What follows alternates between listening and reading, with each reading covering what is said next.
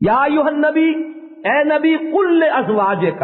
کہہ دیجئے اپنی بیویوں سے، وبناتک، اور اپنی بیٹیوں سے۔ یہاں بھی مجھے ذرا ضمنی طور پر ایک بات کہنی پڑے گی۔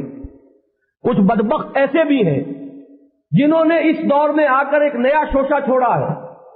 کہ حضور کی بیٹی تو ایک ہی ہے، فاطمہ رضی اللہ تعالی عنہ، باقی بیٹیاں حضور کی ہے ہی نہیں، وہ تو ربیبہ ہے، یعنی حضرت خدیجہ الکبریٰ رضی اللہ تعالی عنہا کے کسی سابق شوہر سے بیٹیاں ہیں جو حضور کی گود میں آ گئی اس لیے کہ حضرت خدیجہ سے ان کا نکاح ہو گیا۔ حالانکہ تمام کتابوں میں، سنی کتابیں ہوں، شیعہ کتابیں ہوں، حدیث کی اور تاریخ کی تمام کتابوں میں آج سے پہلے یہ بات نہیں تھی۔ حضور کی بنات جو ہے وہ 4 مانی گئی ہیں، اور حضور کی بنات، وہ حضور کی ازواج کی بنات نہیں۔ یہاں ایک لفظ ہے جو قرآن سے ثابت کر رہا ہے، قل لازواجک وبناتک، یہاں پہ زوج کی بھی جمع آئی، ازواج، حضور کی ازواج متعدد ہے، اور اگر بیٹی ایک ہوتی تو بنت کا ہوتا، اپنی بیٹی سے کہہ دیجئے۔ یہاں فرمایا بنات کا، تو بنات کا اطلاق جو ہے کم سے کم 3 پر ہوگا۔ عربی میں ایک کے لیے واحد کا صیغہ، 2 کے لیے تثنیہ کا صیغہ علیحدہ ہوتا ہے، اور جمع جو ہے عربی میں وہ کم سے کم 3 پر اس کا اطلاق ہوگا۔ تو کم سے کم 3 بیٹیاں محمد الرسول اللہ صلی اللہ علیہ وسلم کی قرآن مجید سے ثابت ہے۔ مرکز و محور قرآن ہے۔ ہاں اگر دل میں یہی چور ہو کہ یہ قرآن وہ ہے ہی نہیں، وہ قرآن تو کہیں گم ہو گیا، یہ قرآن محرف ہے، اگر دل میں یہ چور ہو، اللہ بچائے اس سے، تب تو ٹھیک ہے، میری یہ ساری بات جو ہے پھر بے بنیاد ہو جائے گی، اس لیے کہ میرے لیے تو سند آخری جو ہے وہ قرآن مجید ہے۔ لیکن یہ کہ جن کے دلوں میں بھی اس چیز سے جن کے دلوں کو اللہ نے محفوظ رکھا ہوا ہو اور قرآن کی انٹیگریٹی پر یقین دلایا ہوا ہو انہیں، کہ انہیں یقین ہو کہ یہ قرآن وہی ہے جو محمد رسول اللہ صلی اللہ علیہ وسلم پر نازل ہوا ہے، ان کے لیے پھر کسی اور دوسری دلیل کی ضرورت نہیں ہے، تاریخ ثابت کرے نہ کرے، اور کچھ اور روایات اس کی تائید میں ہو یا خلاف ہو، لیکن یہ کہ قرآن مجید ثابت کر رہا تو وہ کفایت کرے گا۔ یا ایھا النبی قل لازواجک وبناتک ونساء المؤمنین، یہاں خاص طور پر نوٹ کرا رہا ہوں،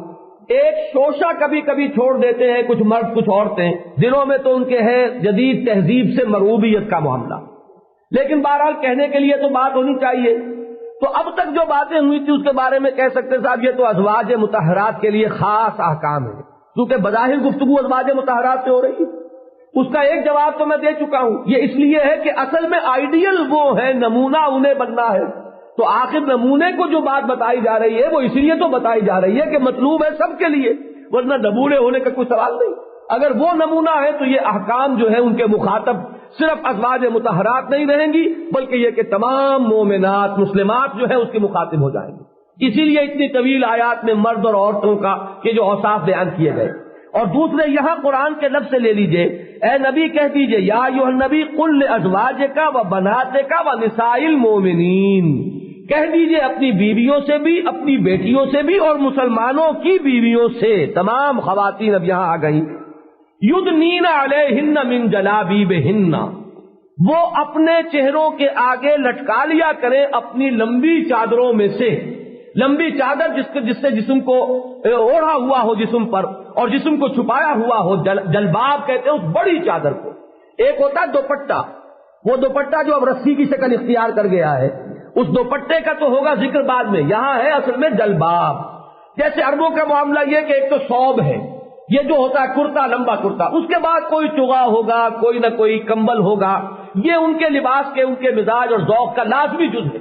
کہ اوپر کوئی آبا، کوئی چیز جو ہے قبا کچھ نہ کچھ ہوگی۔ تو اسی طریقے سے خواتین جو ہے ان کا لباس ایک تو گھر میں پہننے کا ہوتا تھا، اس کے کیا کیا اجزاء ہیں وہ بعد میں آئیں گے،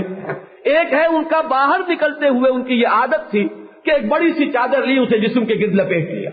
اس کا حکم دیا جا رہا ہے قل لازواجک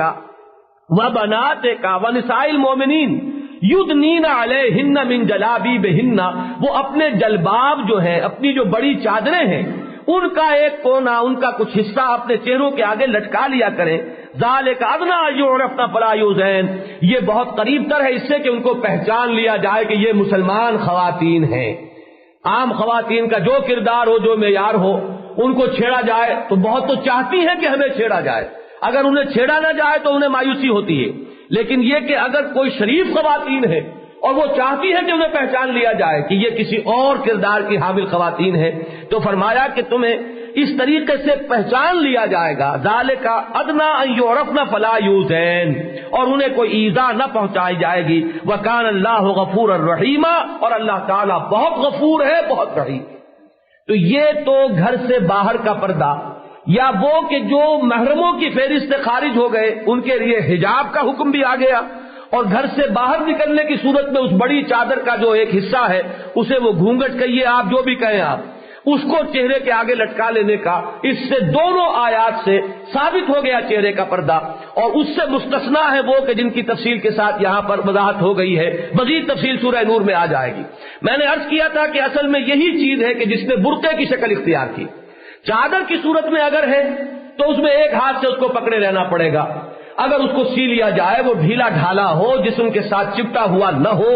دبیز کپڑا ہو، اور واقعتاً جسم کو چھپانا اس سے مقصود ہو، مزید کوئی فریم جو ہے اس کے حسن کو نمایاں کرنے کے لیے وہ مقصود نہ ہو، تو پھر وہ میں سمجھتا ہوں کہ اس حکمت کو پورا کرے گا۔ اس میں یہ ہے کہ پھر ہاتھ جو ہے عورت کے وہ فارغ رہیں گے، کسی ایک ہاتھ میں اگر بچے کو سنبھالنا ہے اور دوسرے میں ہو سکتا ہے کہ کسی دوا کی شیشی کو پکڑنا ہو، تو یہ اصل میں وہ ضرورت ہے تمدنی، جس کی وجہ سے وہ برقع بن گیا۔ برقع حضور کے زمانے میں نہیں تھا، اور ہم انسسٹ نہیں کریں گے کہ برقع ہی ہو،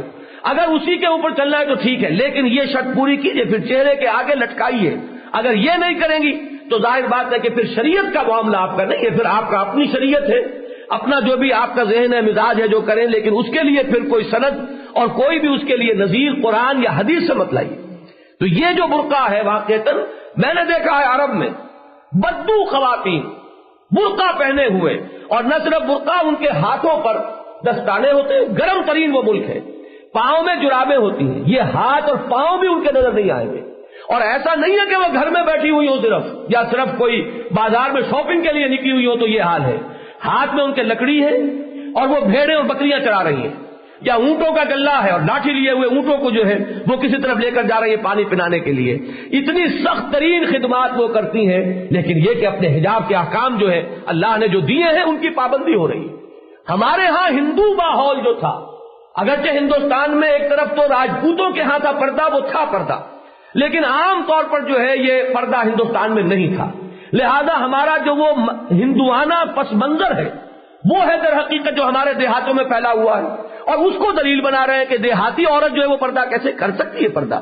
کون سی چیز مانے ہے اس میں کہ وہ اسی طریقے سے اپنے جسم کو ڈھکے ہوئے ہو اور اس نے اپنے سر پر روٹی رکھی ہوئی ہو اپنے شوہر کے لیے اور وہ جا رہی ہو کھیت میں، کوئی چیز مانے نہیں۔